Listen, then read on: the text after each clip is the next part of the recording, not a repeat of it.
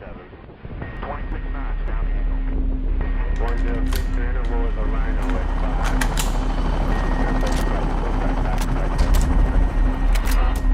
Good. 07 on glide path on course 1 mile. Good. 07 on glide path on course. On the 5th of April 1945, 2 weeks after the assault crossings of the River Rhine in Germany, elements of the 6th Airborne Division established a bridgehead across the River Weser, just north of the town of Minden. 2 days later, on the 7th of April, the division continued its eastward drive in the direction of Hanover, with the 12th Battalion of the Parachute Regiment establishing a bridgehead across the River Liner at Bordenau, whilst the 7th and 13th Battalions of the Parachute Regiment attacked and secured the Wunstorf airfield. The clearance of this airfield took over 10 hours and cost the 7th Battalion alone 6 men killed in action and a further 21 wounded. Despite sustaining these heavy casualties, the 7th Battalion was ordered in the evening of the 7th of April to continue the advance northwards and secure the bridge spanning the River Liner at the town of Neustadt. The battalion commanding officer, Lieutenant Colonel Richard Pinecoffin, detailed in a post-battle report his plans for capturing the town. A and C companies were to secure Neustadt, where the bridge is at the eastern extremity of the town. A company were to lead in, and then C were to pass through them. B company in the meantime were to strike off right-handed and work their way up the river. Their job was to seize the bridge and to get it intact if possible, but in any event, to get a footing on the east bank of the river in the area of the bridge. The 7th Battalion started its advance at 2100 on the 7th of April, with A and C companies gaining a foothold in Neustadt later that night, having encountered only a German patrol. Meanwhile, along the banks of the River Liner, B Company was similarly making good progress, and by approximately 2300, they were just 500 metres short of the bridge. However, it was here that a major problem arose. In his planning to secure Neustadt, Lieutenant Colonel Pinecoffin had used a map that showed the town as having only one bridge. In fact, there were 2 bridges, the one that spanned the River Liner, and another slightly to the west that crossed a small canal. The Lieutenant Colonel recalled afterwards. B Company had been working up the river. When within 400 yards of their objective, they were forced to swing westwards and follow the bank of a loop canal, as this was a considerable obstacle in itself. This deviation took them onto the main east-west road through Neustadt and left them with 2 bridges to deal with instead of 1.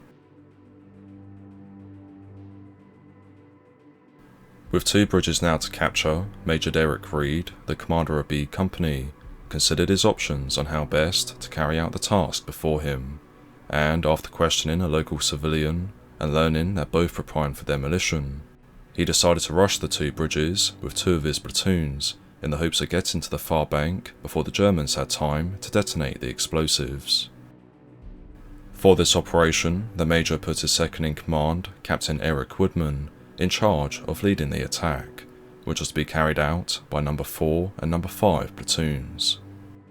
No. 6 platoon in the meantime would be held in reserve, with orders to follow up once the bridges were in British hands.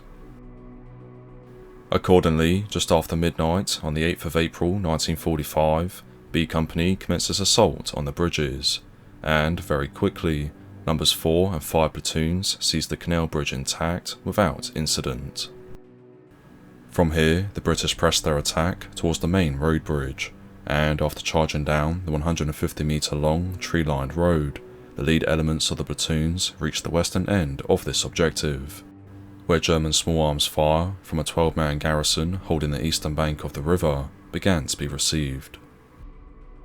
Regardless of this incoming enemy fire, and knowing full well that the bridge could go up at any moment, the British paratroopers, spearheaded by Captain Eric Woodman, charged across to the eastern end, when suddenly an explosion ripped through the night sky. Lieutenant Colonel Richard Pinecoffin documented in a report. The first arch of the main road bridge was blown at approximately 00:15 hours, 8th of April. Heavy and severe casualties were suffered by the troops on both sides of the explosion. The bridge was blown by aerial bombs laid end to end across the roadway and connected by fuses to each other. These were seen by the assault troops, who had to hurdle over them during their rush. Of the two platoons, only a small group of paratroopers, including Captain Woodman, managed to reach the eastern bank of the river, where they overwhelmed the German garrison and established a tenuous bridgehead on the other side. In spite of this success, the casualties suffered by B Company as a result of the detonation were severe. 19 men had been wounded, 6 were missing, and an additional 19 had been killed in action. Among the 19 men who sadly lost their lives on that fateful night was Sergeant Sidney Cornell, a section commander in No. 5 Platoon. Sergeant Cornell had been serving with B Company for the past year and a half, and was with the unit for all 3 of its operational deployments, including Normandy, the Ardennes, and the Rhine crossing.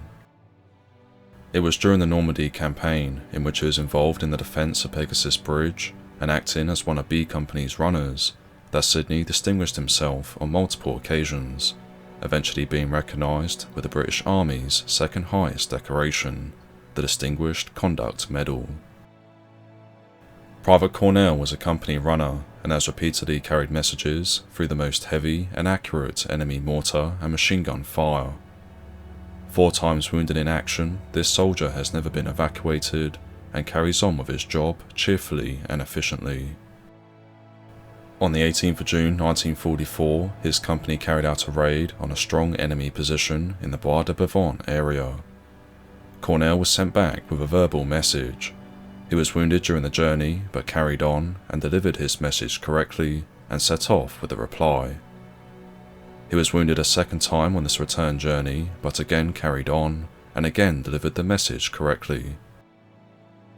His courage and many wounds have made him a well-known and admired character throughout not only his battalion, but also the whole brigade.